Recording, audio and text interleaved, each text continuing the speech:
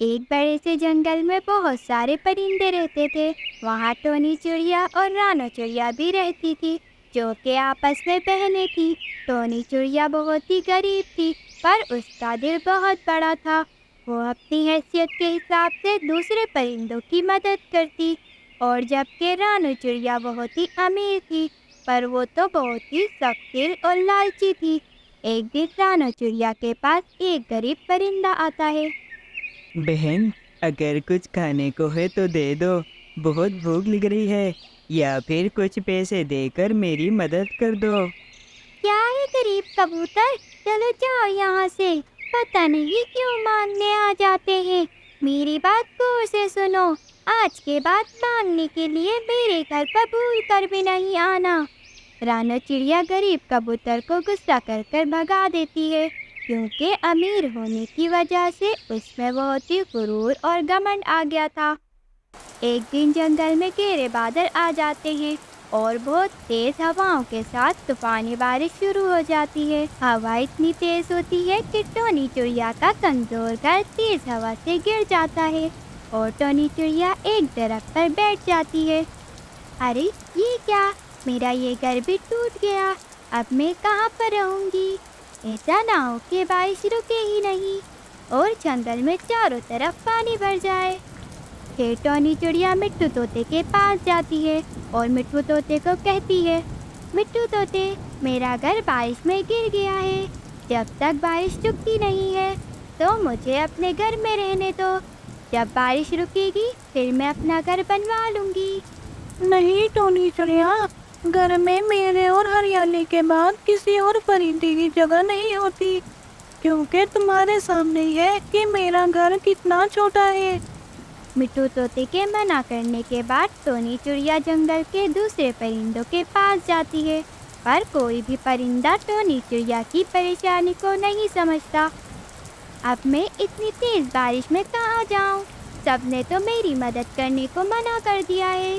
لگتا ہے کہ اب مجھے رانو بہن کے پاس ہی جانا پڑے گا، پر وہ تو بہت گھمنڈی ہے، پہلے کبھی انہوں نے میری مدد نہیں کی، پر ہو سکتا ہے میری یہ حالت دیکھ کر ان کا دل نرم ہو جائے اور وہ میری مدد کر دیں۔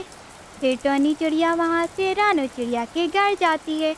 رانو بہن، میں آپ سے مدد لینے آئی ہوں، بارش میں میرا گھر گر گیا ہے اور کوئی پرندہ بھی مجھے اپنے گھر میں رہنے نہیں دے رہا۔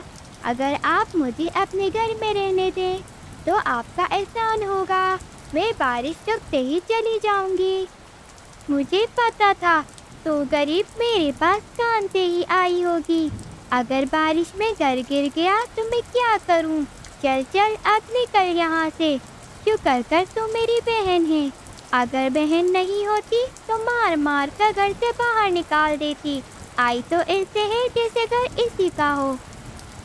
پھر ٹونی چڑیا وہاں سے اداس ہو کر چلی جاتی ہے اور اپنے رہنے کے لیے ایک جگہ ڈھونڈ رہی ہوتی ہے۔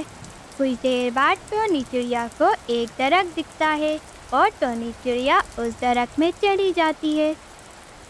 شکر ہے کہ مجھے آرام کرنے کے لیے یہ جگہ تو ملی، یہ جگہ میرے لیے کسی محل سے کم نہیں۔ ٹونی چڑیا اس درخت میں سو جاتی ہے۔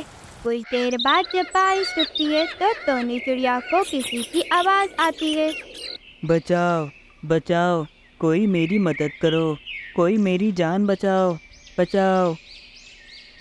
ایسا لگ رہا ہے کہ کوئی بہت پریشانی میں ہے اور اس کو مدد کی ضرورت ہے۔ ہو سکتا ہے کہ تیز بارش کی وجہ سے کسی پر کوئی مشکل نہ آ گئی ہو اور مجھے جا کر ان کی مدد کرنی ہوگی۔ پھر ٹونی چڑیا جیسے ہی وہاں سے تھوڑی دور جاتی ہے کہ ٹونی چڑیا کو ایک بابا جی دکھتے ہیں جو کہ درخت کی جاڑیوں میں پھنسے ہوئے تھے۔ ارے مجھے ان کی مدد کرنی چاہیے، کیونکہ یہ بابا تو بہت مشکل اور پریشانی میں ہے۔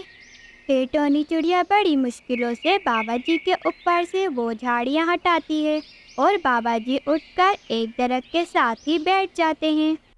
شکر ہے چڑیا، تم ننھی سی جان نے میری مدد کی اور میری جان بچائی، اور تمہارا یہ احسان میں کبھی نہیں بھولوں گا۔ پر چھوٹی چڑیا، میں کل سے ان جھاڑیوں میں پھنسا ہوا تھا، پر اس وقت کسی نے بھی میری آواز نہیں سنی۔ جی بابا جی، وہ میں یہاں سے تھوڑی دور رہتی ہوں، پر بارش میں میرا گھر گر گیا اور میں رات گزارنے کے لیے یہاں پر آ گئی اور مجھے آپ ملے۔ اچھا چڑیا، تو تم کسی اور پرندے سے بھی تو مدد لے سکتی تھی نا؟ بابا جی، میں گئی تھی باقی پرندوں کے پاس، پر کسی نے بھی میری مدد نہیں کی، یہاں تک کہ میری بہن نے بھی میری مدد نہیں کی۔ چلو پریشان مت ہو چڑیا، تم نے میری مدد کی اور اب میں تمہاری مدد کروں گا۔ یہ لو، یہ جادوئی بیج ہے، تم جیسے ہی اسے زمین میں لگاؤ گی تو وہاں پر ایک جادوئی آم کا گھر بن جائے گا، جو کہ طوفانی بارش میں بھی نہیں ٹوٹے گا، جس میں تم آسانی سے رہ سکتی ہو۔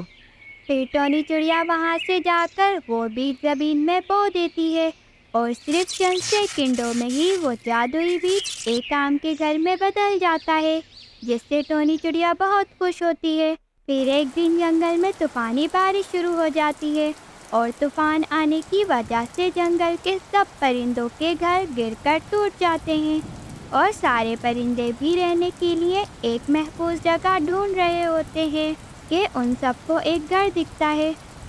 دیکھو پرندوں، اتنی تیز بارش میں یہ گھر تو بچا ہوا ہے، چلو جب تک بارش رکتی نہیں ہے جب تک اسی میں ہی آرام کرتے ہیں۔